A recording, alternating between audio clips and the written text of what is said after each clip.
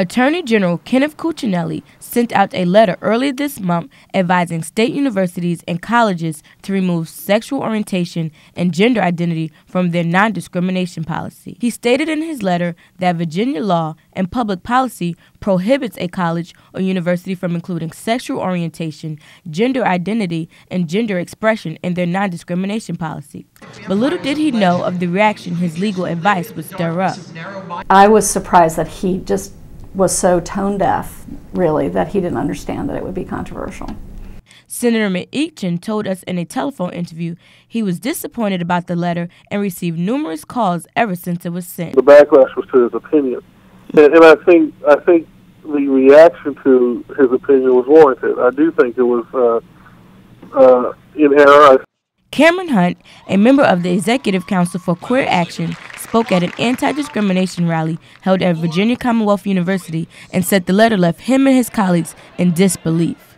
All of our immediate reactions was, oh my God, we can't believe he's kind of kicking us while we're down. Thousands of people attended the VCU anti-discrimination rally, and afterwards most of them marched down to the Capitol building.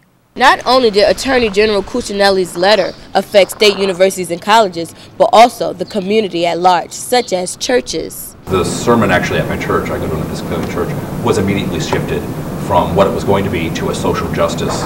So what did Attorney General Cuccinelli have to say about the backlash? We were unable to reach Attorney General, but he sent us a press release stating the issue had created some confusion.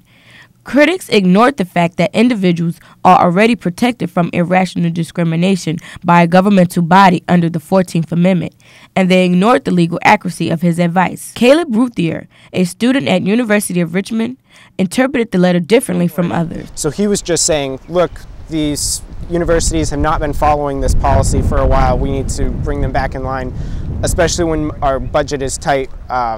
We kind of need to make sure that when we're actually giving money to them, we want them to be following the strict adherence of the law. Attorney General will not hear the end of this. Supporters and advocates for non-discrimination against the LGBT community vow to continue fighting until legislation that includes them in the non-discrimination policy is passed. Reporting in Richmond for MassCom 460, this is Olivia Wilson.